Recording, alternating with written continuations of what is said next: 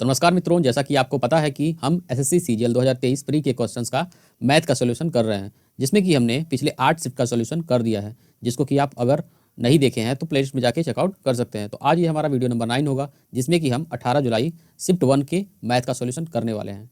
ठीक है, तो चलिए स्टार्ट करते हैं आज के हमारे पहले क्वेश्चन से। तो हमारा पहला क्वेश्चन बोलता है, यदि tan a/2 = x है तो x का मान क्या होगा। तो सबसे पहले आपको पता होना चाहिए कि tan² थीटा इक्वल्स टू होता है, ये होता है आपका 1 minus cos² theta cos2 theta sorry upon 1 plus cos2 theta. ठीक है, तो यहाँ से क्या आएगा, tan theta equals to 1 minus cos2 theta upon 1 plus cos2 theta, ये होगा अंडर रूट में। ठीक है, तो यहाँ पे थीटा की वैल्यू 2 थीटा cos2 थीटा हुआ है ना, तो यहाँ पे आएगा आपका थीटा का अगर हाफ लेंगे तो ये क्या हो जाएगा, ये हो जाएगा आपका 1 माइनस cos थीटा और 1 प्लस, ठीक है, ये थीटा। तो हमारा ऑप्शन नंबर 1 होगा करेक्ट आंसर। तो यहाँ पे आप बोलेंगे कि ये कैसे आया, है ना।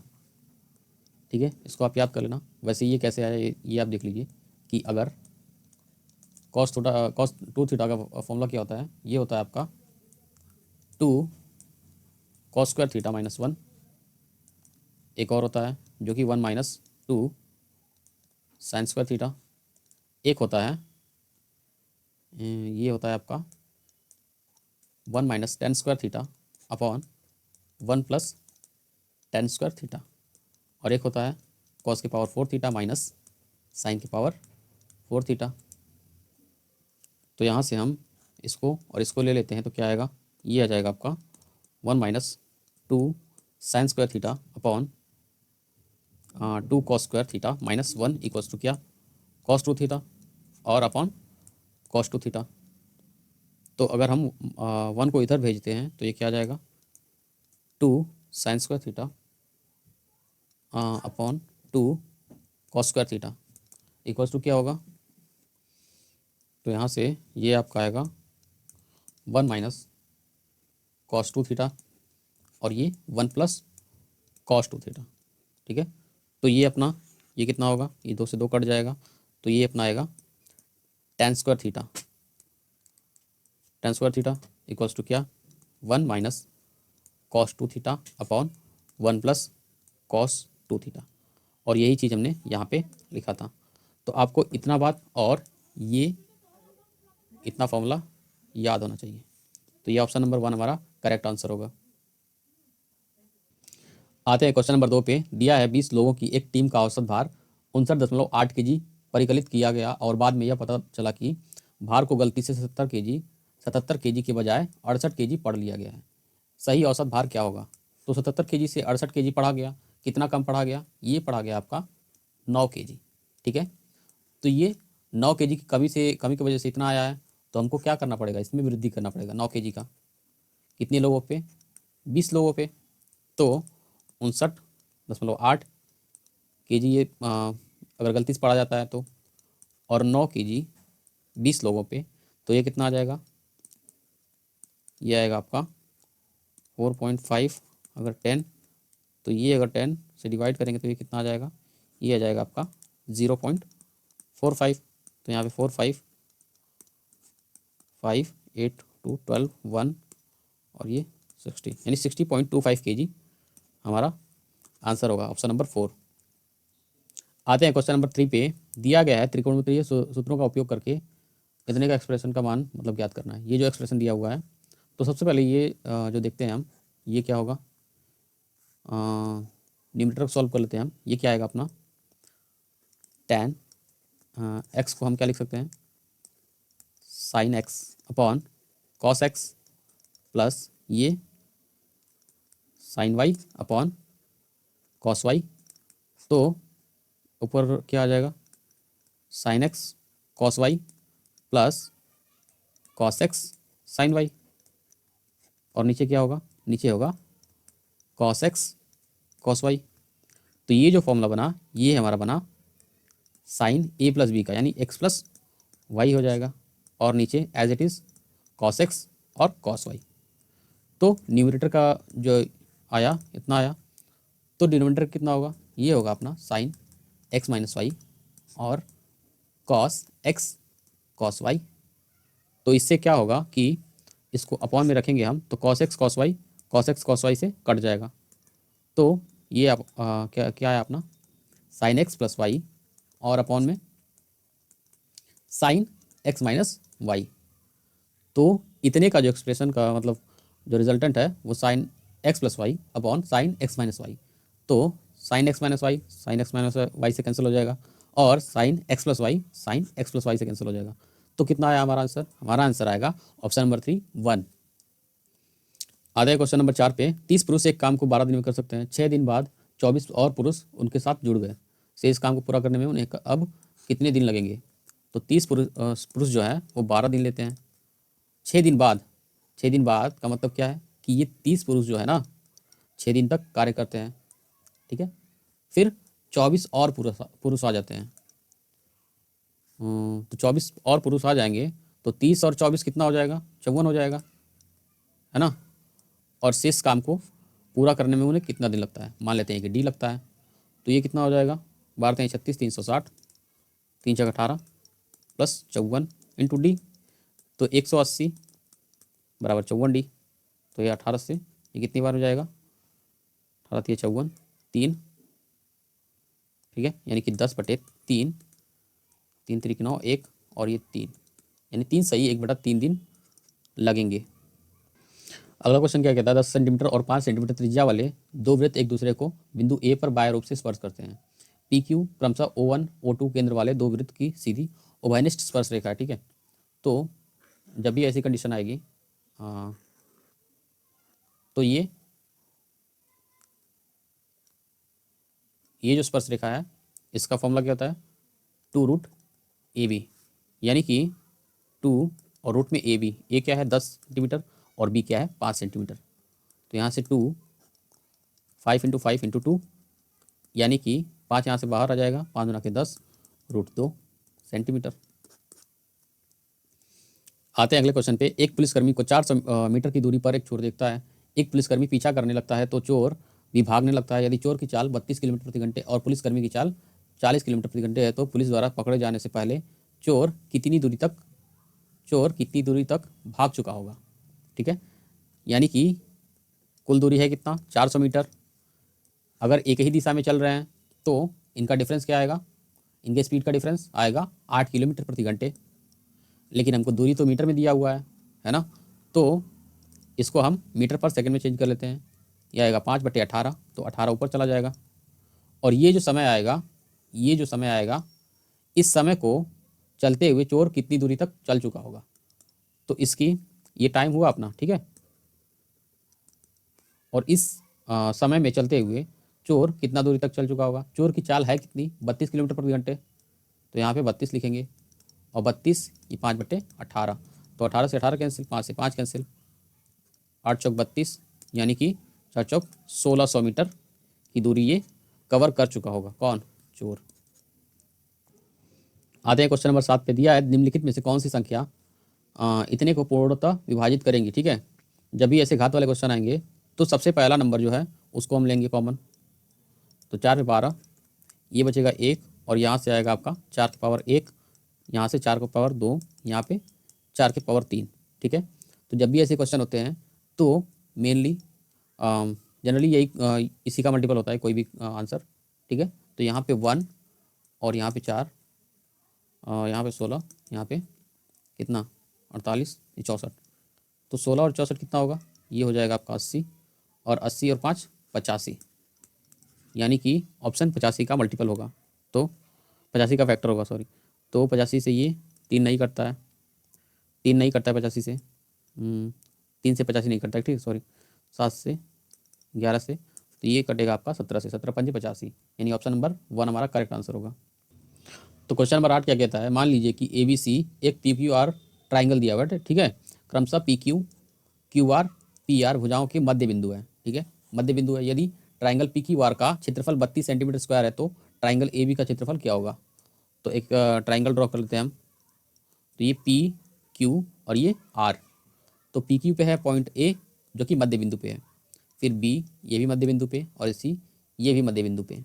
तो जब भी तीनों भुजाओं पर मध्य बिंदु होंगे, मध्य बिंदु से बनने वाले ट्राइंगल क्या होते हैं, त्रिभुज को 4 बराबर भागों में बांटते हैं। तो टोटल कितने बने, 4 त्रिभुज, यानी रेशियो 4 बराबर 32 सेंटीमीटर कर दिया है। और हमको इसका निकालना है, यानी एक का कितना हो जाएगा, 8 centimetre square. Simple, option number 1 हमारा करेक्ट आंसर होगा। आधे क्वेश्चन नंबर 9 पे दिया है x square minus y square और एक्स माइनस वाई का तृतीय अनुपात याद करिए।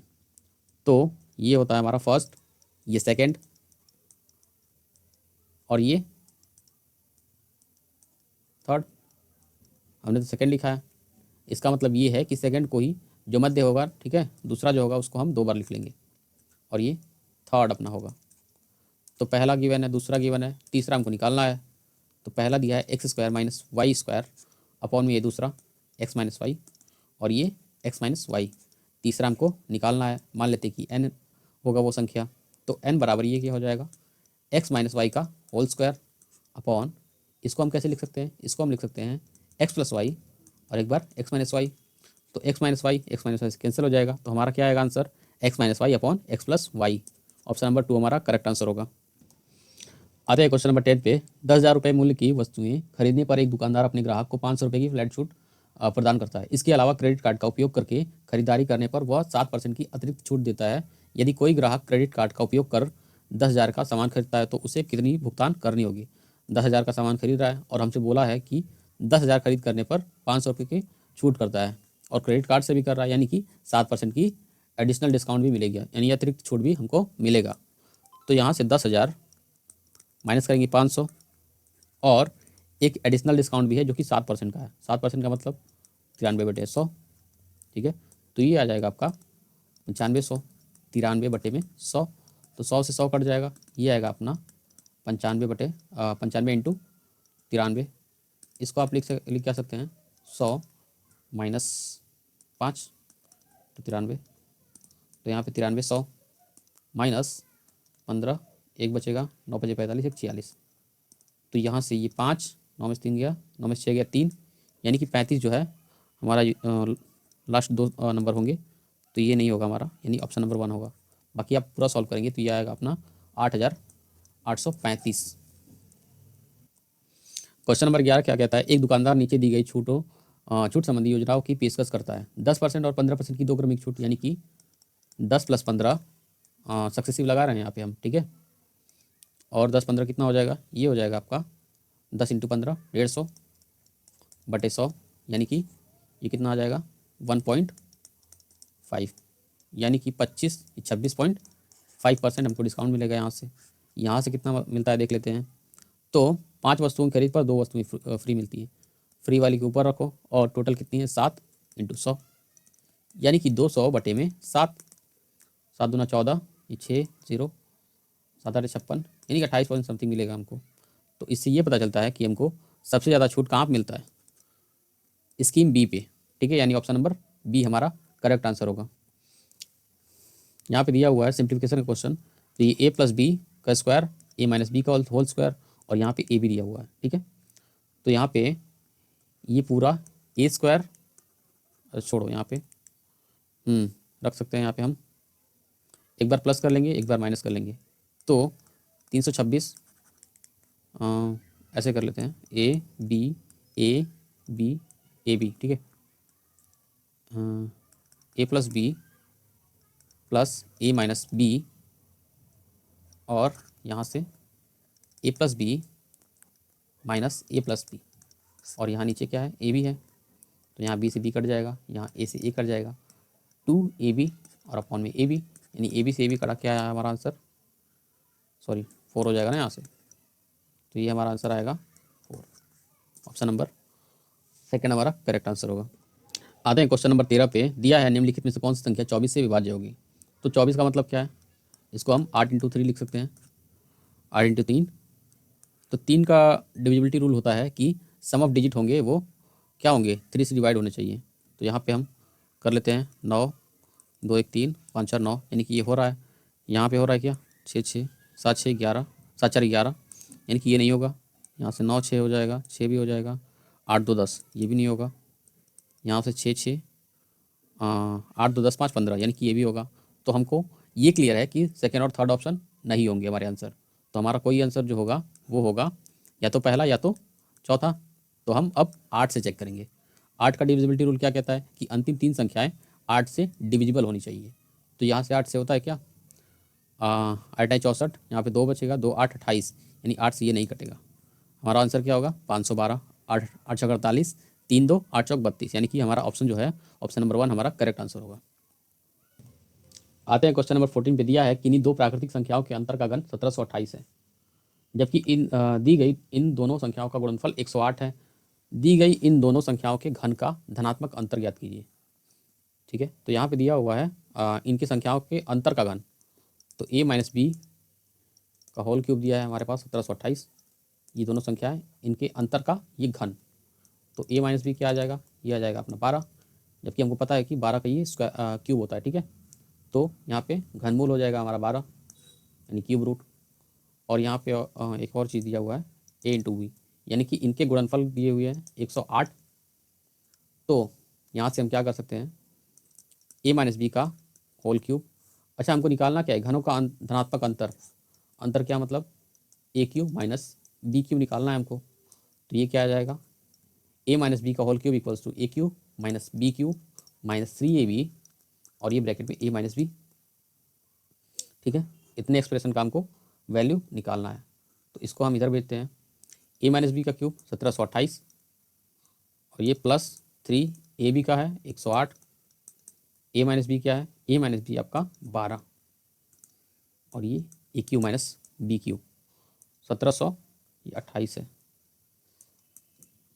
ये कितना हो जाएगा, 12×36 108, और ये A Q minus B Q 108 into 36, 6 से करेंगे 648, 3 से करेंगे 324, 8 4 4 8 6 2 8, ये 3, यानी कि 1728 प्लस 3888 ऐड करेंगे तो कितना आएगा, 8 8 16, 8 2 10, 10 और 1 11, यानी कि लास्ट दो संख्याएं हमारी 16 होंगी, यानी ऑप्शन नंबर 1 होगा हमारा आंसर। बाकी आप अगर जोड़ेंगे तो ये आएगा आपका 5616।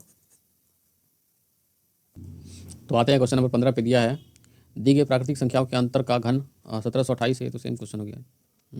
जबकि दी गई इन दोनों संख्याओं का गुणनफल 108 है, तो दी गई दोनों संख्याओं के घनों का योग। अच्छा, इसमें कुछ डिफरेंट पूछा है, हमसे पूछा है या इसमें घनों का योग। पिछले में क्या पूछा था, हमसे पूछा था पिछले में घनों के धनात्मक अंतर, इसमें योग पूछ लिया है। ठीक है, कोई बात नहीं। तो यहाँ पे a माइनस बी के होल क्यूब दिया हुआ है 1728, तो यहाँ से आ जाएगा हमारा a माइनस बी बराबर 12, और यहाँ से ए बी बराबर दिया है हमारे क्वेश्चन में 108। तो यहाँ पे कुछ अज्यूम करते हैं हम कि माइनस करने पे 12 आ जाए और इंटू करने पे 108 आ जाए। तो ऐसी दो संख्याएं हम लेते हैं, 18 माइनस 6 लेंगे तो 12 आ जाएगा, और 18 इंटू 6 करेंगे तो ये 108 आ जाएगा। ठीक है, तो हमसे पूछा है इनका योग। तो 18 के क्यूब का योग और 6 के क्यूब का योग।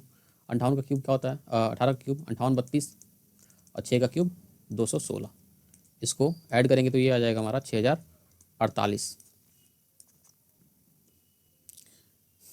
दिया गया है बार ग्राफ में एक दुकानदार द्वारा 5 वर्षों में बेची गई स्पोर्ट्स साइकिलों की संख्या दर्शाया गया है। तो 2021 में स्पोर्ट्स साइकिलों की बिक्री में पिछले वर्ष की तुलना में कितने प्रतिशत कमी आई। तो 21 में जो है और ये 2021 में स्पोर्ट्स साइकिलों की बिक्री में पिछले वर्ष की तुलना में कितने प्रतिशत की कमी आई। तो पहले पिछला वर्ष क्या है 2020, यानी कि 200 था, तो 200 से 145 हो गया, कितने की कमी आई, ये है आपका 55 की कमी। 55 की कमी कितने पे, 200 पे गुणे 100, ये 100 से 100 कट गया, यानी कि कितना आएगा 27.5%। आते हैं क्वेश्चन नंबर 17 पे। दिया गया है निम्नलिखित तालिका का अध्ययन करके नीचे दिए गए प्रश्न का उत्तर दीजिए। स्कूलों का नाम दिया गया ABCD, और इनमें नामांकित विद्यार्थियों की संख्या, जीव विज्ञान में चयन होने वाले नामांकित विद्यार्थियों की संख्या का प्रतिशत। ठीक है, और चयन होने वाले छात्र छात्राओं का अनुपात दिया हुआ है यहाँ पे। तो स्कूल AD के साथ मिलकर उनमें जीव विज्ञान का चयन करने वाले कुल छात्रों की और कुल छात्राओं का अनुपात क्या होगा। तो सबसे पहले A और D का हमको देखना पड़ेगा। तो 900 का 30% कितना होगा, ये हो जाएगा आपका 9 3 27, यानी 270, और इसका 18 8 144, यानी कि इसमें 270 विद्यार्थी और इसमें 144, तो इसमें बॉयज़ कितने होंगे और गर्ल्स कितनी होंगी? इसमें होगा 15 रेशियो बराबर 270, तो 1 रेशियो बराबर कितना हो जाएगा? 15 एकम 15 और 15 अठे 120 यानी 18, तो 18 सत्ते हो जाएगा आपका 126 और 18 अठे 144, यानी 124 126 जो है वो बॉयज़ हैं, लड़के हैं, और 144 जो है लड़कियां हैं। इसमें कितना होगा? रेशियो टोटल 12 है, 12 से ये 12 बार में यानी 1 रेशियो बराबर 12, तो 5 रेशियो बराबर 60 और 12 सत्ते 84, यानी कि यहाँ पे कितना आएगा? ये आएगा आपका 186 और ये आएगा आपका 4 4 8, 8 और 14 100, ये 22 हो जाएगा, ठीक है, यानी कि 228। ये जाएगा आपका 6 से 31, 6 से 6 3 18, 6 8 48, यानी 31 रेशियो 38 हमारा ऑप्शन नंबर 1 करेक्ट आंसर होगा। आते हैं क्वेश्चन नंबर 18 पे। दिया है क्रमशः 320 मीटर और 540 मीटर की लंबाई वाली दो ट्रेनें पी और क्यू समांतर पटरियों पर क्रमशः 108 किलोमीटर प्रति घंटे और 144 किलोमीटर प्रति घंटे की चाल से एक ही दिशा में चल रही हैं, ठीक है। ट्रेन एक दूसरे को पूरी तरह से पार करने में कितना समय लगेगा? तो 320 और 540 कितना होगा? ये हो जाएगा आपका 860 मीटर, और इनका स्पीड क्या है? 108 और 144। अच्छा, समान दिशा में चल रही हैं, इसका मतलब है कि इनके स्पीड का हमको क्या लेना पड़ेगा? डिफरेंस लेना पड़ेगा। ये कितना आएगा? ये आएगा आपका 36, यानी 36 किलोमीटर प्रति घंटे की रफ्तार से ये एक दूसरे को पार करेंगी। तो ये तो किलोमीटर प्रति घंटे में है, इसको हम मीटर पर सेकंड में चेंज करें थे 5/18 से, तो 18 ऊपर चला जाएगा, 18 से ये 2 बार में, 2 पंजे 10, तो ये 10 इससे कट जाएगा, यानी कि 86 सेकेंड हमारा समय लगेगा। आधे क्वेश्चन नंबर 19 पे। दिया है 10 पुरुष किसी कार्य को 25 दिन में पूरा कर सकते हैं। 12 दिन तक कार्य करने के बाद 3 और पुरुषों की इस कार्य को पूरा करने में लिया गया समय ज्ञात करना है। तो शेष कार्य कितने दिनों में पूरा होगा? ठीक है, तो 10 पुरुष इसको कितने दिनों में करते हैं? 25 दिनों में। 12 दिन तक कार्य करते हैं। 12 दिन तक कार्य कौन करेगा? 10 पुरुष, ठीक है। और इसके बाद क्या होता है कि 3 और पुरुष आ जाते हैं। तो शुरुआती में तो 10 थे, 3 और आ जाएंगे तो कितने हो जाएंगे? 13 पुरुष। और इसी कार्य को करने के लिए, शेष कार्य को करने के लिए, ये जो शेष कार्य है कितना समय लगेगा? इंटू डी ले लेते हैं हम, तो ये हो जाएगा 250, 12 इंटू 10 120, तो माइनस का 120, 13 डी, ये हो जाएगा आपका 130 बटे में 13, यानी हमारा आंसर क्या आएगा? 10 दिन। यानी कि शेष कार्य को पूरा करने के लिए कितना समय लगेगा? 10 दिन। 20 नंबर क्वेश्चन दिया है, राज की आय 45,000 और उसका व्यय 33,000 रुपये है। यदि उसकी आय में 20% की वृद्धि और व्यय में 20% की वृद्धि की जाती है तो बचत में कितने परसेंट की वृद्धि होगी? सबसे पहली बात कि अगर हमको ऑप्शंस परसेंट में दिए जाते हैं तो हमको रियल वैल्यू से कोई मतलब नहीं है, ठीक है। तो इसको हम रेशियो में ले लेते हैं। ये लेते हैं अपना 11, ये 15, 3 से, तो 15 का हम 1500 ले लेते हैं ताकि कैलकुलेशन करने में प्रॉब्लम ना हो। और 20% की आय में वृद्धि होती है। ये इनकम है, ये एक्सपेंडिचर है, तो सेविंग हमारा कितना होगा? सेविंग हमारा होगा 1500 माइनस 1100, कितना होगा? ये हो जाएगा आपका 400 रुपये। तो 20% की वृद्धि बोल रहा है, यानी कि 20% कितना होगा 1500 का? ये होता है आपका 300, यानी 1500 और 300 कितना हो जाएगा? ये हो जाएगा आपका 1800। और एक्सपेंडिचर यानी व्यय जो है 12% बढ़ जाता है, तो कितना होगा? 12 इंटू 11 होता है 132, यानी कि 1232। तो इसमें से माइनस करने पे कितना आएगा? ये आ जाएगा आपका 568, ठीक है। यानी सेविंग कितना बढ़ा? ये बढ़ा आपका 168। कितने पे बढ़ा? 400 पे बढ़ा, इंटू 100, इसलिए क्योंकि हमको परसेंटेज निकालना है। तो 100 से 100 कटा, 4 से ये 4 बार में, और 4 से 8 2 बार में, यानी कि 42% की वृद्धि होगी किसमें? सेविंग में, यानी कि बचत में। आधे क्वेश्चन नंबर 21 पे। यदि 5 वर्ष का साधारण ब्याज मूलधन के 25% के बराबर, 25% का क्या मतलब है? 1/4, यानी कि मूलधन जो है पी हमारा 4 है, तो हमारा साधारण ब्याज क्या होगा? ये हमारा 1 है। कितने वर्ष बाद ब्याज मूलधन के बराबर हो जाएगा? तो 5 वर्षों में कितना होता है?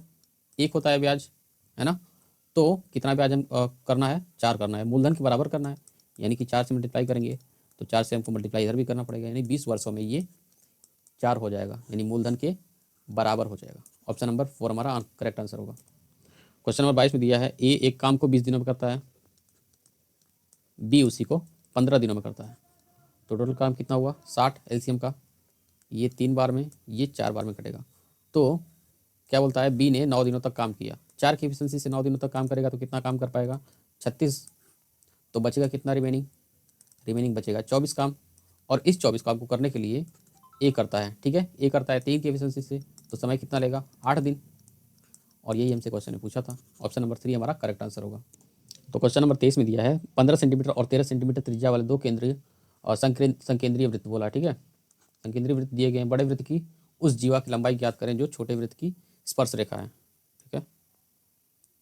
तो यहाँ पे हम वृत्त ले लेते हैं, ये बड़ा वृत्त और इसमें एक छोटा वृत्त। तो बड़े वृत्त की जीवा उसकी लंबाई ज्ञात करें। तो यहाँ पे सेंटर पॉइंट ओ ले लेते हैं।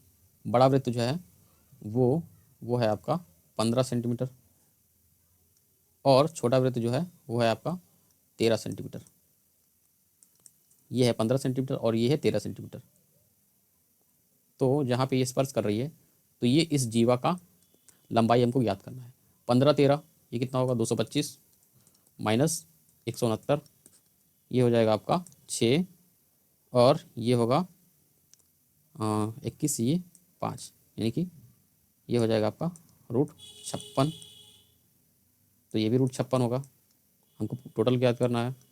तो √56 यानी कि 28 गुना 56, 7 चौक 28 2, ठीक है। तो यहाँ से हम 2 दूना 4 और ये 7 दूना 14, ठीक है, यानी 4√14 हमारा करेक्ट आंसर होगा। तो आते हैं क्वेश्चन नंबर 24 पे। दिया है कॉट ए बराबर 12/5, तो sine A plus cos A into cosec A का मान क्या होगा। तो कॉट ए दिया है 12/5, तो कॉट ए क्या होता है आधार बटे में लंब, आधार क्या है 12 और ये लंब इतना 5, तो कर्ण क्या हो जाएगा 13 हो जाएगा। तो साइन ए होता है लंब बटे कर्ण, लंब क्या है 5 और कर्ण है 13। कॉसेक ए क्या है आधार बटे कर्ण होता है, तो 12/13 इंटू कॉसेक ए क्या होता है कर्ण बटे लंब, यानी कर्ण है 13, लंब क्या है 5, 12 5 17/13 इंटू 13/5। तो 13 से 13 कैंसिल आउट हो जाएगा, यानी कि 17/5 हमारा करेक्ट आंसर होगा, ऑप्शन नंबर 4। तो आते हैं आज के हमारे लास्ट क्वेश्चन पे। एक कंपनी द्वारा एक पार्क में 10 मीटर ऊंचाई और 48 मीटर के आधार व्यास का एक शंक्वाकार तंबू लगाया गया। तंबू का वक्र पृष्ठीय क्षेत्रफल क्या होगा, ठीक है। तो हमको हाइट दिया हुआ है, ऊंचाई दिया हुआ है, 48 सेंटीमीटर का व्यास दिया हुआ है, ठीक है। तो यहाँ पर एक शंकु ले लेते हैं हम, ये है अपना त्रिज्या और ये अपनी हाइट। ऊंचाई दी कितनी है 10 सेंटीमीटर 10 मीटर और व्यास दिया है 48 मीटर, तो त्रिज्या कितना हो जाएगा 24 मीटर। तो यहाँ से हमारा स्लांट हाइट यानी कि ये स्लांट हाइट होगा कितना, ये हो जाएगा आपका 576 और 100 676 का वर्गमूल क्या होता है 26। तो वक्र पृष्ठीय क्षेत्रफल कितना होगा पाई आर एल, आर कितना 24, एल कितना है 26, तो 24 × 26 कितना हो जाएगा 624 पाई। हमारा ऑप्शन नंबर 2 हमारा करेक्ट आंसर होगा।